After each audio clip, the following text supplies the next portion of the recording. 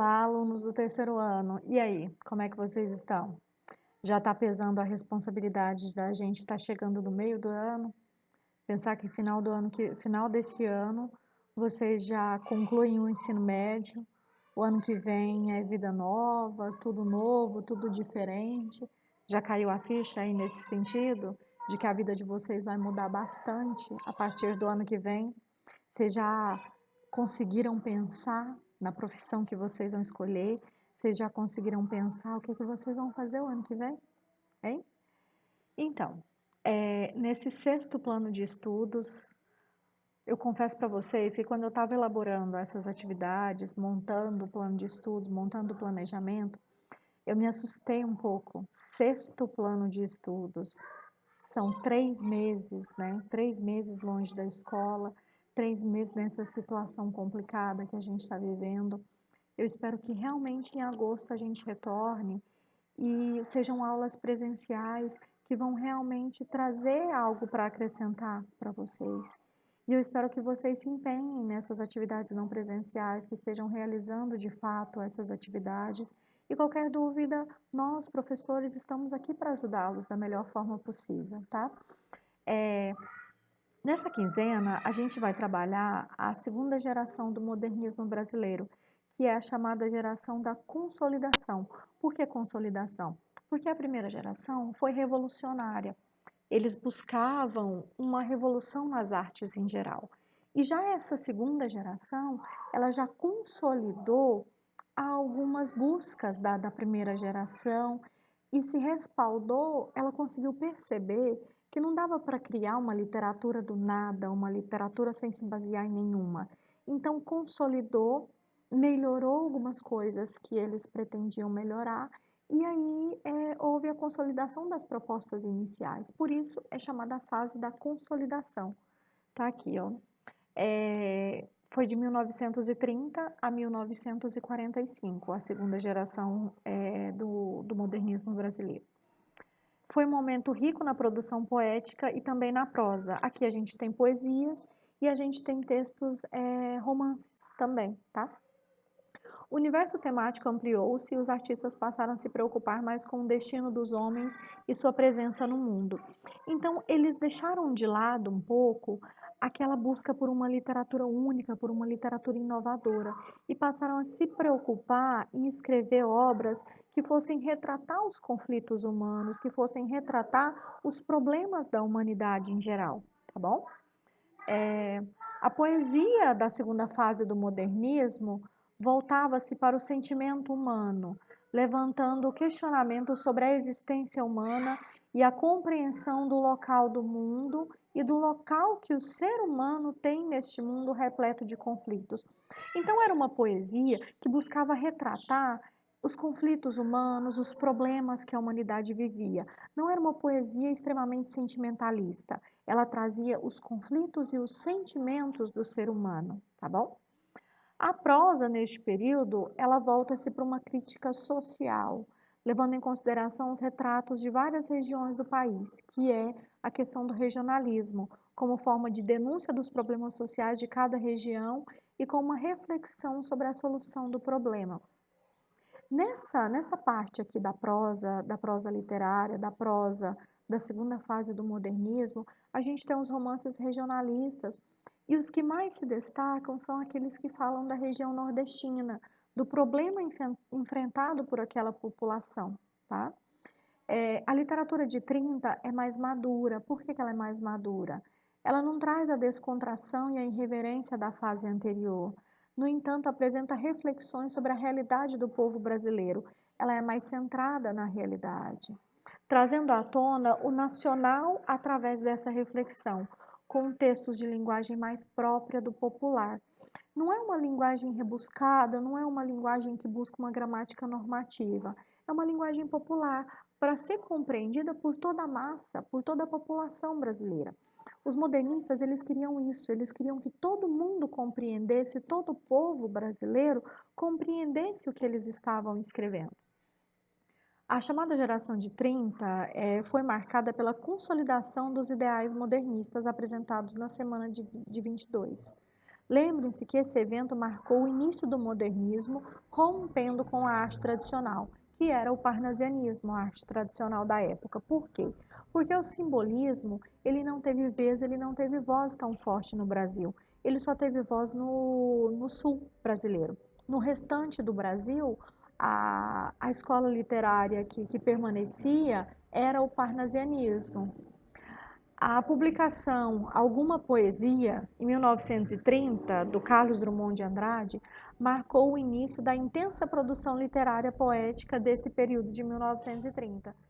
Na prosa, temos a publicação do romance regionalista A Bagaceira, do escritor José Américo de Almeida, que trata de conflitos próprios da região nordestina.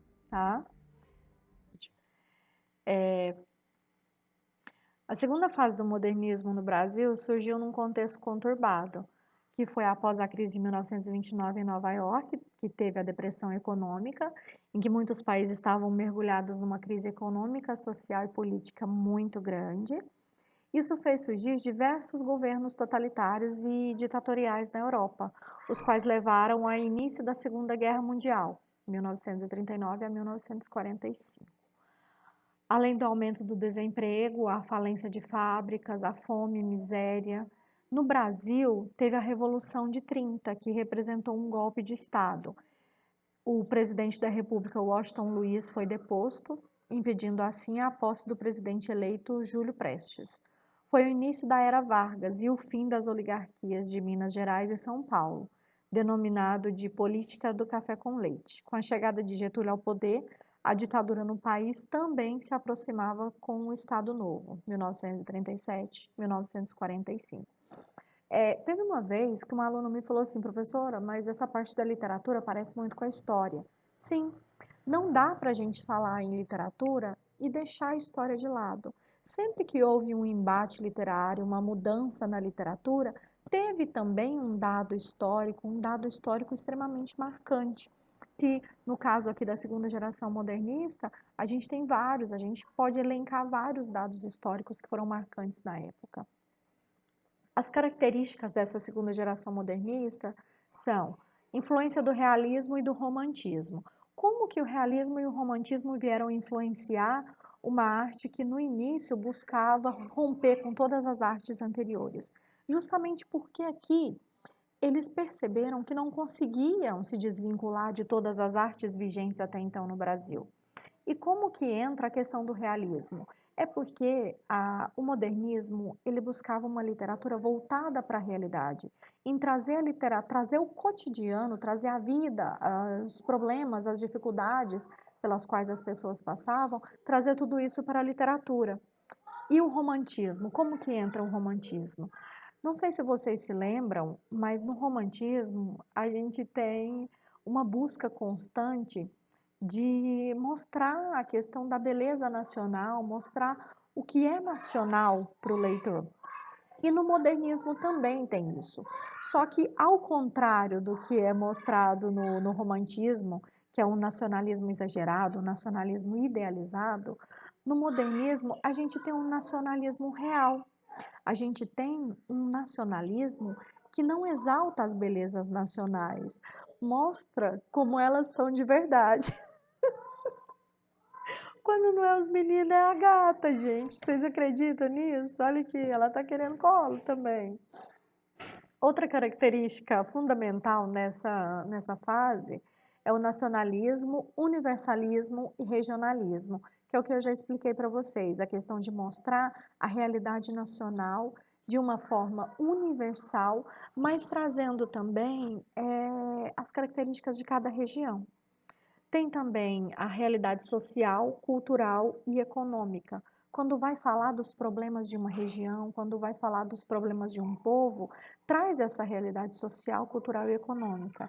Valorização da cultura brasileira. Isso está presente no modernismo em geral, na literatura contemporânea em geral, tá? Que é a valorização do que é brasileiro de verdade. A influência da psicanálise do Freud, que é o quê? A questão de mostrar os sentimentos, os sofrimentos do ser humano, a questão existencial do ser humano. Não só os sentimentos, o amor em si, mas as questões existenciais, Por isso a influência da psicanálise do Freud. Temática cotidiana e linguagem coloquial. Por quê? A questão da aproximação da literatura e do povo. Uso de versos livres e brancos. Os versos não precisavam ter o mesmo tamanho e muito menos precisavam ter rima. O poeta, o autor, ele deveria escrever de acordo com a própria inspiração e não seguir moldes pré-estabelecidos por uma determinada escola literária. A prosa de 30. Nessa fase, o grande foco da prosa de ficção foram os romances regionalistas e urbanos. Tratavam dos conflitos, dos problemas que cada região enfrentava e dos problemas do crescimento das cidades. Teve um trecho que a gente estudou, que é o trecho de Canudos, lá da Guerra de Canudos, que fala um pouquinho do desenvolvimento da vila de Canudos, que entra no romance urbano, e ao mesmo tempo do sofrimento daquele povo que estava vivendo ali, que também entra no romance regionalista. Preocupados com os problemas sociais, a prosa dessa fase se aproximou da linguagem coloquial e regional. Assim, ela mostrou a realidade de diversos locais do país, ora no campo, ora na cidade. Essa foi uma preocupação muito grande dos modernistas da segunda geração, que é a questão de mostrar a realidade do Brasil. Os problemas, os conflitos que o povo passava, que o povo vivia naquela determinada época. Tá? E acabou! Então, esse vídeo foi um dos mais curtos. Pessoal, foi apenas para trazer para vocês algumas das características, uma explicação mais simples da segunda geração romântica. E eu espero que da segunda geração romântica, ó, da segunda geração do modernismo. E eu espero que tenha ficado claro para vocês, espero que vocês tenham compreendido. Qualquer dúvida podem me perguntar, podem me chamar. Eu estou aqui para ajudá-los, tá? Um beijo, um abraço, se cuidem. Tchau, tchau.